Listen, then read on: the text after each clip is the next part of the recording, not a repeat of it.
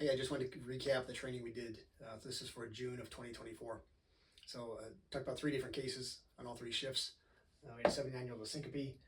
Talked about cardioversion and talked about asthma, anxiety, agitation. So sort of some takeaways for this. One big one for the syncope guy is something that we've mentioned before.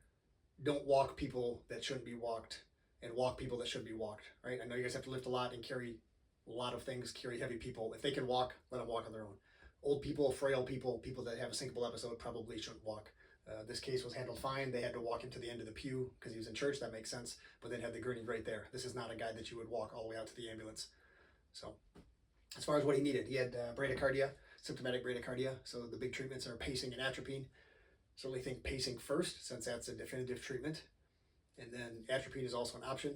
I find experience-wise, like I don't think atropine doesn't work all that often. Sometimes it does. In this case, it did. But those are your 2 options. But the pacing certainly takes some more coordination, and it's not something we do frequently. So make sure you're familiar with that.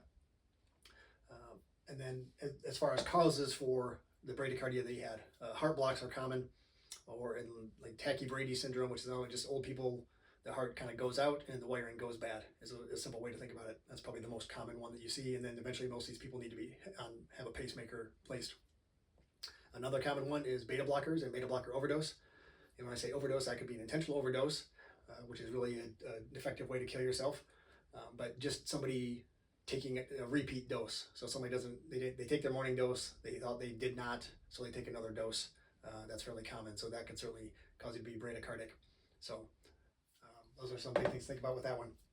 As far as the cardioversion, then we talked about that, on cardioversion and defib and what that looks like.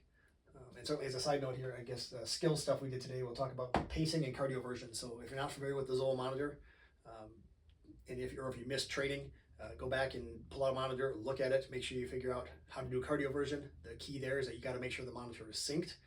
You don't want to take a situation to make it worse. So the default usually for the monitors is to be unsynced, so you can send electricity whenever you need to.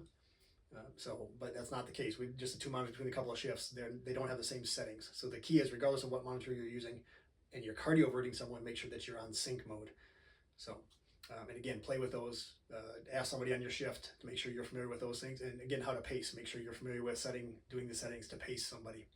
So, some other things we talk about: AFib and SVT are sort of the most common ones that you think about having to cardiovert someone. AFib. Patients that are chronically in AFib, we don't generally cardioverse because it doesn't really help. They're going to stay in AFib. A lot of patients that are in AFib, they end up on blood thinners, and they're usually on rate controlling medications like calcium channel blockers and beta blockers. But they're not. They're just they're always in AFib. They're just not in AFib with RVR. And then when they're in RVR, that's usually when they can end up hemodynamically unstable. I see them in the ER not infrequently, and they just need a medication adjustment because they're not unstable, but they're just in RVR, so they can't run around with a heart rate that fast. They need to be rate controlled. So, but again, those people usually don't have to cardiovert them unless they're hemodynamically unstable. So as far as, and then the other one is SVT, we can cardiovert that. Some treatments to try before that are Valsalva maneuver, elevating their feet so they get an extra preload when you do that. You can try adenosine, 12 milligrams is our starting dose, or you can cardiovert those folks as well. But again, make sure both those times, if you're cardioverting, make sure you're synced when you do that. So if somebody's not hemodynamically unstable, though, in either of those rhythms, if they're not hemodynamically unstable, you don't necessarily have to cardiovert them. You may, but again, depending on the situation, you don't necessarily need to. If they're unstable, that's a different thing. Then you're forced to act. So the third case, the asthma, anxiety, agitation case, I think that case was handled. All these cases, or both these cases, I think were handled well. This one, I think it was good outside the box thinking to think about having the parents do the neb for the patient, and then leaving the patient, I think, was also the right choice. So as far as a situation like that in the future where the provider and the patient don't get along, your options are switching who the medic is, talking to a captain, switching out the medic truck entirely. Again, there's operational considerations there, but those are some other options, or calling a doc to get some input that way. Again, I think this one was handled just fine. They did the right thing for the patient. And in this case, the juice isn't worth the squeeze. So taking this patient and saying, no, we have to transport you. We gave you a medication. You have to come with us. I think that's a bad call. It probably would have turned into a fight. Probably would have turned into ketamine. That doesn't make any sense in this case. So those were handled well. The skill stuff that we talked about today, we talked about airway stuff. So just to explain again my thinking on that, we use the CMAC and the bougie, and that'll be the standard going forward whenever we do airways. So CMAC and bougie. The reason is because that's what they do at Hennepin. That's the way they train residents, and the airway experts there think that's the best way going forward. So we're going to go with that. I'm not smart enough to think that I have a better plan than what they do routinely to teach residents how to intubate. So CMAC and the bougie, preparation with your partner. Again, dropping a tube, as people like to say, is not necessarily as fast as that. It takes preparation. You have to have your suction ready. You have to have your tube ready. You have to have everything ready. So don't skip on the preparation. Make sure you have good communication with your partner. And then as far as confirming the tube, the same 7 steps we've talked about before. You see the bougie go through the cords. So that's good.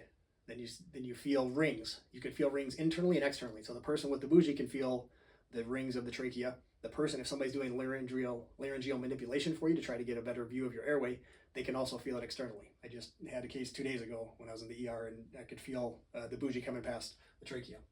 Then you get a hard stop. You're going to hit the end of the bronchioles, and eventually the bougie's not going to go any farther. If you're in the esophagus and going in the stomach, the bougie will just coil up and you'll lose the bougie. So get a hard stop.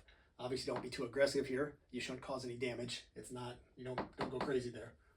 A common mistake is that sometimes residents will pull the video laryngoscope out after that point, and that's too soon. You want to actually see the tube go through the cords, and then after that, you can pull the VL out, right? But when you see the tube go through the cords, show your partner. And this is also the step that you insert here that you need to have good comms and precise language. So say, I have the bougie, or I have the tube, you take the bougie, pull the bougie. The partner, I have the bougie, right? Like, make sure your communications are very clear. We're talking about making an actual script for that. So stay tuned on that one. And a script, again, maybe doesn't have to be the way to do it, but it's a way to do it if you don't have a better way yourself. But again, you need to have very clear communication around this step. Then steps 5 and 6, you see fogging and chest rise. When they're studied, they're not good enough by themselves. But again, these are all steps to make sure that we're not in the esophagus, so that we don't get to step 7 and put the end title on, and then we figure out we're in the esophagus. That's really a long time to be having a tube in the esophagus. So as we do these things along the way, we're hoping the tube's not in the esophagus with these other steps that are all good to do. Again, none of them are perfect, but in total, we should get here and we should have end title CO2 confirmation that we're not in the esophagus. So that's the goal with all of that. And I know we've had bigger talks about airway stuff in terms of engaging that ligament that's above the epiglottis. So again, we can go back and we can do airway practice again. So we don't have time to cover all that right now, but I just want to touch on those few points. Thank you.